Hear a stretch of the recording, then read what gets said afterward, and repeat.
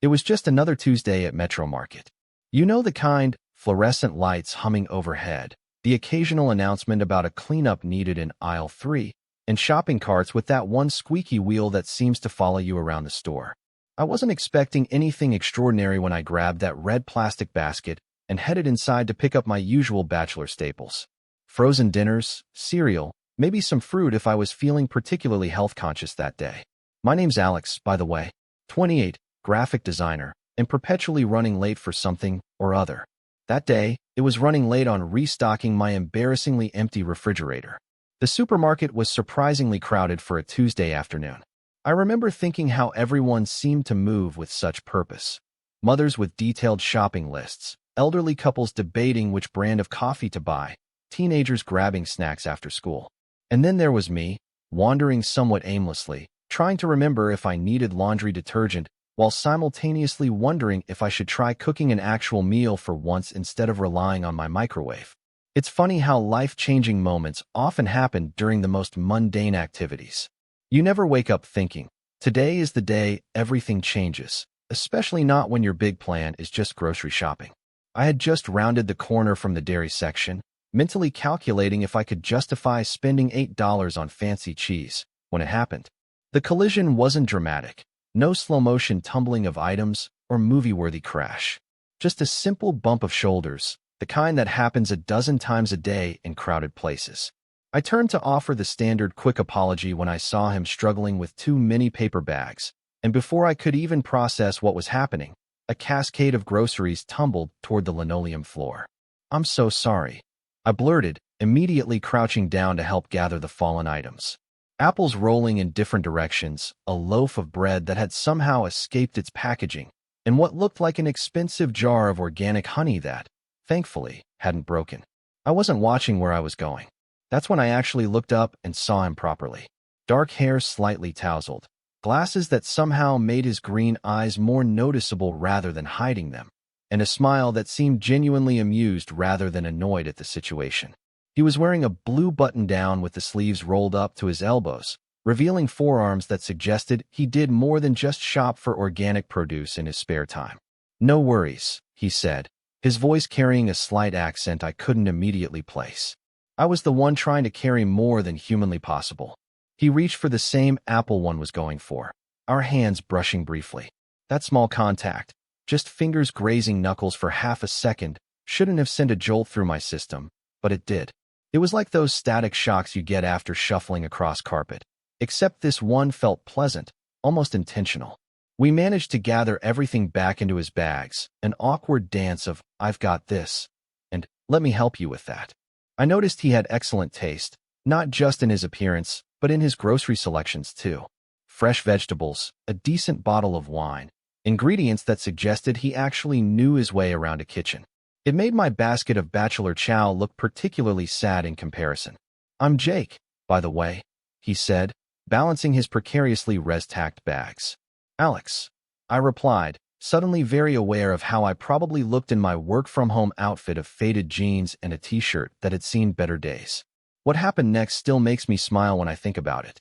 Instead of the expected thank you and goodbye that normally concludes these brief supermarket interactions, Jake glanced around quickly, then met my eyes with a mischievous look that made my heart rate pick up. "Can I show you something?" he asked, his voice lowered slightly, as if sharing a secret.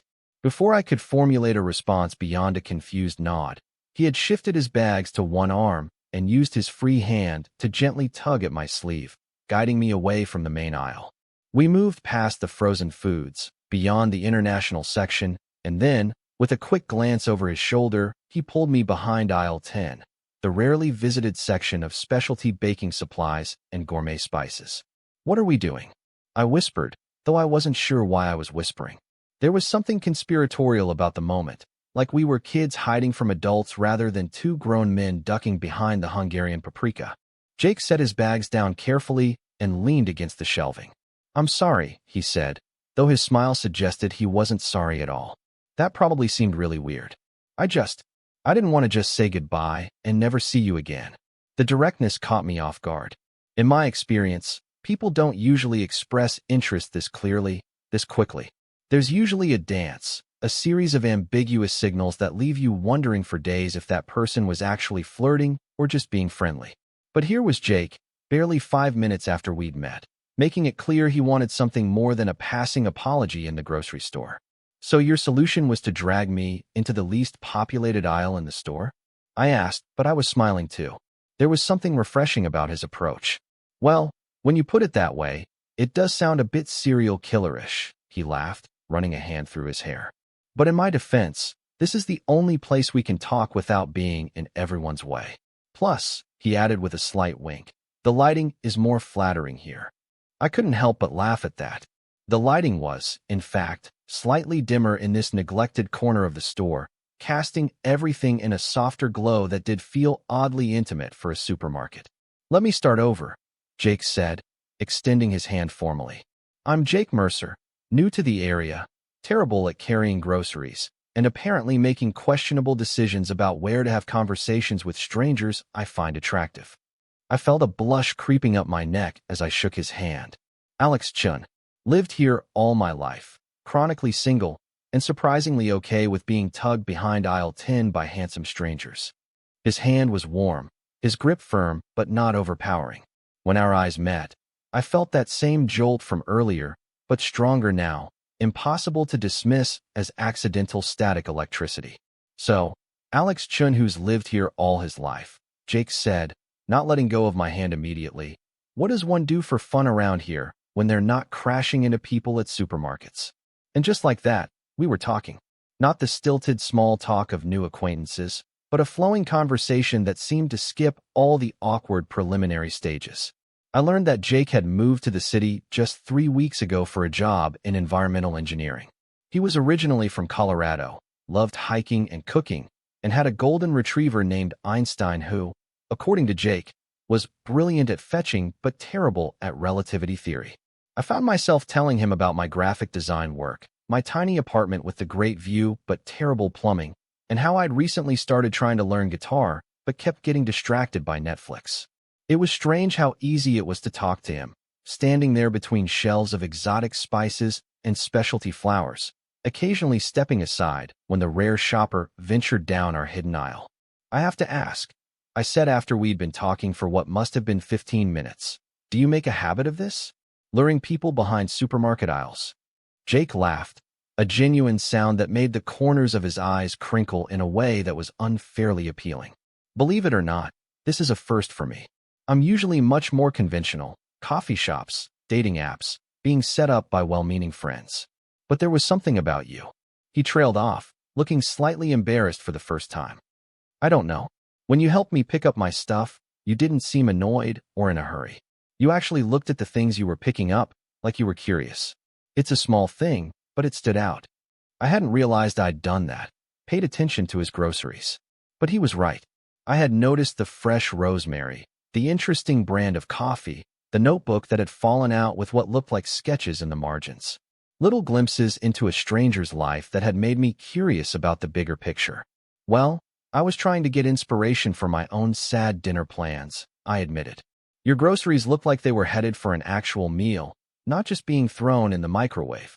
"I love cooking," Jake said, his eyes lighting up with genuine enthusiasm. "It's therapeutic, you know? After a day of staring at environmental impact reports and arguing with developers about water runoff plans, there's something grounding about creating something tangible and delicious." As he spoke about his passion for cooking, I found myself watching the way his hands moved, gesturing to emphasize points, how he seemed to come alive discussing something he loved. It struck me then how rare it was to see such unguarded enthusiasm in an adult. Somewhere along the way, many of us learned to downplay our interests, to respond with cool detachment rather than genuine excitement. Jake hadn't learned that lesson, or had deliberately unlearned it, and I found that incredibly attractive. Our conversation might have continued indefinitely if not for the crackling of the store's intercom announcing a special on seafood that would end in 30 minutes. It broke the bubble we'd created in our hidden corner, reminding us both that we were, in fact, still in a supermarket on a Tuesday afternoon.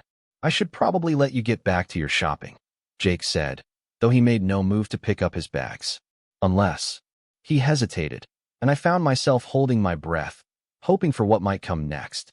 Unless you'd be interested in putting those sad dinner plans on hold and joining me instead? I make a mean pesto pasta, and I've got more than enough ingredients here. He gestured to his bags. Einstein would love to meet you too, though I should warn you he thinks everyone who comes over is there specifically to throw his tennis ball. The invitation hung in the air between us. Part of me, the cautious part that had been burned before, that had learned to keep new people at arm's length, wanted to make an excuse. After all, who goes home with someone they just met in a grocery store? But there was another part of me, a part that had been quietly growing restless with my routine life, that recognized something special in this chance encounter. I'd like that, I heard myself saying before I'd fully processed the decision. But only if you let me help cook. I might not be a culinary genius, but I can chop vegetables without losing any fingers. The smile that spread across Jake's face made any lingering doubts evaporate. It wasn't just attractive, it was genuine, warm, the kind of smile that makes you feel like you've done something right in the world. Deal, he said, picking up his bags. Though I should warn you, I get very particular about how garlic is minced. It's my one cooking neurosis. As we made our way out of our hiding spot and toward the checkout, I couldn't help but reflect on how differently this day was ending than I had expected. I'd walked into Metro Market thinking about nothing more profound than whether I should try a new brand of cereal, and now I was heading to a stranger's home for dinner. Well, not quite a stranger anymore. Just before we reached the checkout lanes, Jake stopped suddenly.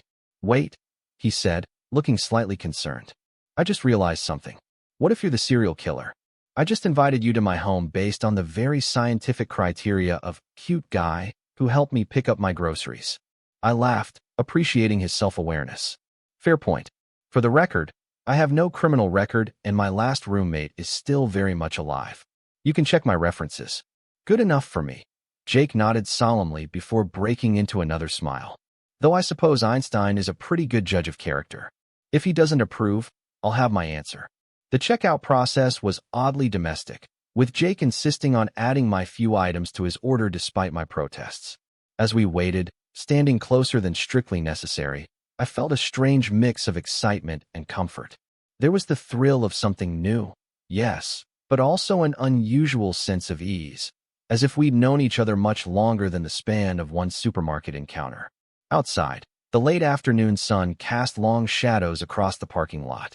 Jake's car was a sensible blue hatchback, clean but lived in, with a dog hair-covered blanket in the back seat and a collection of reusable shopping bags stuffed in the trunk. You can follow me, Jake said as he loaded his groceries. I'm about 15 minutes from here, just off Maple Street near the park. I nodded, suddenly feeling a flutter of nerves. This was real. I was actually doing this, going to the home of someone I'd just met, based on nothing more than a good conversation and an undeniable attraction. It was spontaneous, possibly reckless, and completely unlike my usual carefully planned life. Or, Jake added, seeming to sense my momentary hesitation, we could rain check if you're having second thoughts. No pressure at all. That was the moment I knew I was making the right choice.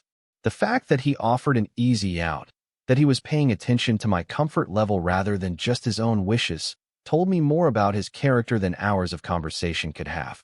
No rain check needed, I said firmly. Lead the way. I'm looking forward to meeting Einstein and judging your garlic mincing technique. The drive to Jake's place gave me just enough time to text my roommate about where I was going, safety first, after all, and to marvel at the unexpected turn my day had taken. I thought about how many times I must have passed Jake in the city without noticing, how many potential connections we all miss every day because we're too busy or too shy or too caught up in our routines to look up and really see the people around us. Jake's apartment was on the third floor of a converted warehouse building, with large windows and exposed brick walls. It was stylish without feeling staged, comfortable rather than perfectly tidy. Books were stacked on coffee tables, a guitar leaned against one wall, and framed photographs, mostly landscapes and what looked like family gatherings, hung in mismatched frames. But the true star of the apartment bounded toward us the moment we opened the door. Einstein, a golden blur of enthusiasm with a well-loved tennis ball already in his mouth. He dropped it immediately at my feet, looking up with hopeful brown eyes that were impossible to resist. I told you. Jake laughed as I bent down to throw the ball down the hallway, sending Einstein scrambling after it with joyful abandon. He's shameless. You'll be throwing that ball for the next hour if you're not careful. There are worse ways to spend an hour, I replied, watching as Einstein proudly returned with his prize, ready for round two. The evening unfolded with a natural rhythm that belied our brief acquaintance. In Jake's kitchen, spacious by city standards, with a collection of well-used cookware hanging from a rack, we fell into an easy collaboration. He was indeed particular about garlic. It had to be minced, not crushed, and never from a jar, but in a way that was endearing rather than annoying. I handled the salad and set the table while he prepared the pasta and sauce, Einstein weaving between our legs hoping for dropped morsels. Over dinner, accompanied by the wine he'd purchased, our conversation deepened. We moved beyond the surface-level exchanges of the supermarket aisle into more meaningful territory. Jake told me about his close relationship with his sister, who was currently teaching English in Japan, and how they video-called every Sunday without fail. I shared stories about my parents, who had emigrated from Taiwan before I was born, and their ongoing campaign to introduce me to the children of every family friend within a 5-year age range. "So they don't know you're gay?" Jake asked, refilling our wine glasses. "Oh, they know," I laughed. "They've adjusted their matchmaking accordingly. Now it's the sons of family friends, not the daughters." Their acceptance came faster than their ability to stop meddling in my love life. Jake smiled at that. "That's actually really sweet. My parents were similar, shocked for about 15 minutes when I came out in high school, then immediately switching to asking when I was going to find a nice boy to bring home for the holidays." As the evening progressed, the initial spark of attraction didn't fade. If anything, it grew stronger, more defined. It wasn't just physical anymore, though that element was certainly still there. It was the recognition of shared values, compatible senses of humor, the ease with which we moved around each other in the kitchen and later, as we washed dishes side by side. There was a moment, as Jake handed me a plate to dry, our fingers brushing beneath the soapy water, when everything seemed to pause. The apartment was quiet except for the soft jazz playing from a speaker in the corner and Einstein's contented snoring from his bed in the living room. Jake looked at me, water droplets clinging to his forearms, a question in his eyes that I knew mirrored my own. "I'm really glad you crashed into me today," he said softly. "Technically, you crashed into me," I corrected with a smile. "But I'm glad too." The kiss, when it came, felt both surprising and inevitable. Jake tasted like the wine we'd been drinking, and something uniquely himself. His hand, still damp from the dishwater, cupped my cheek with a gentleness that made my heart ache in the best possible way. It wasn't the frantic, desperate kiss of strangers rushing toward physical connection.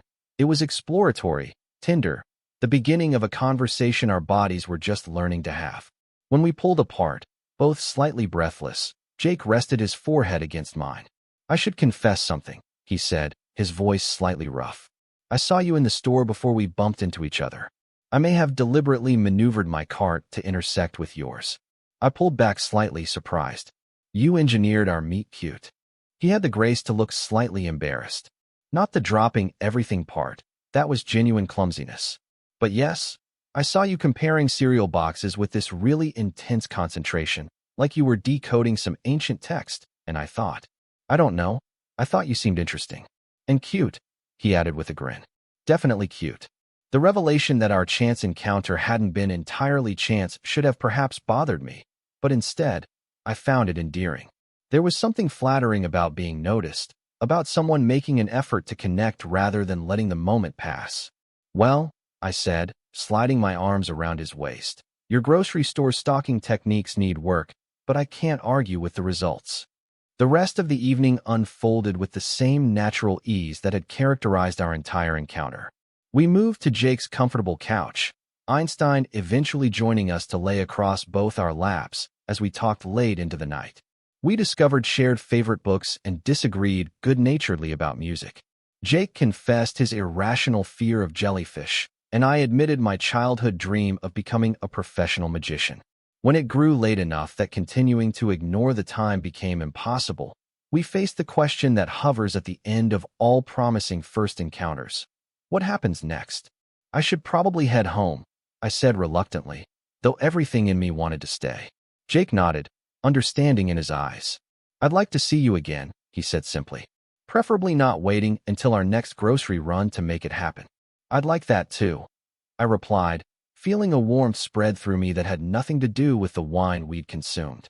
Though I have to say, as far as meeting stories go, he dropped his grocery bags and tugged me behind aisle 10 is pretty memorable.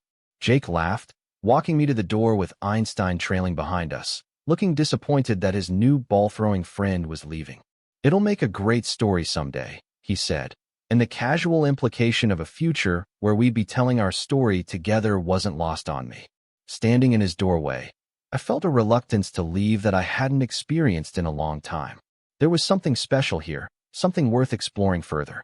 The goodbye kiss was both a conclusion and a promise, an acknowledgement that this unexpected day was ending, but with the clear intention of creating more days together.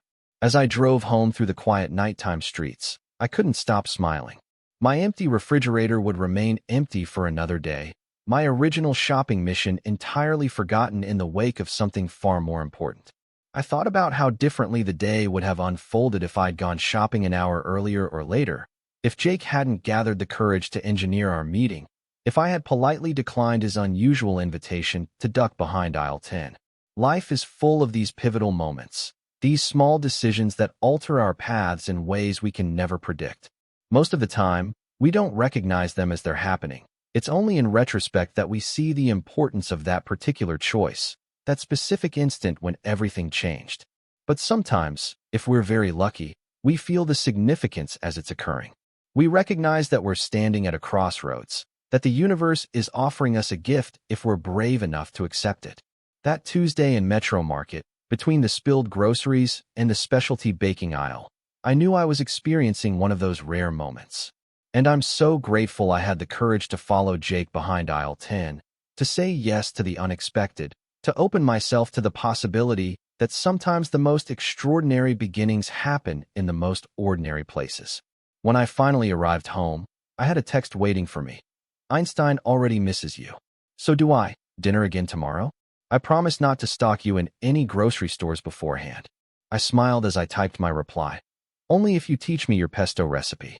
And for the record, I wouldn't mind running into you in a grocery store again sometime.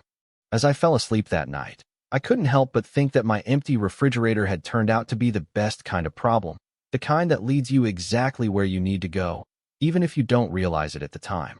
Who would have thought that forgetting to buy milk would lead to the beginning of what felt remarkably like falling in love?